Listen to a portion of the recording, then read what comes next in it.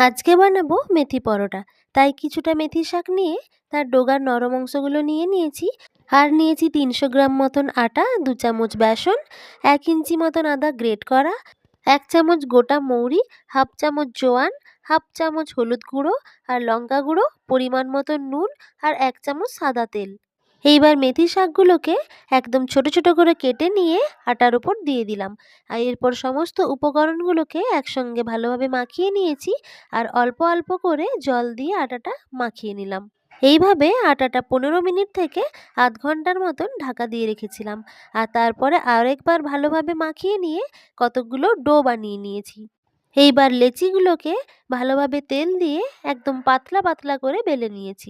এইবার তাওয়াটা ভালোভাবে গরম করে নিয়ে পরোটার মতন ২ সাইডে তেল দিয়ে ভালোভাবে ভেজে নিচ্ছি।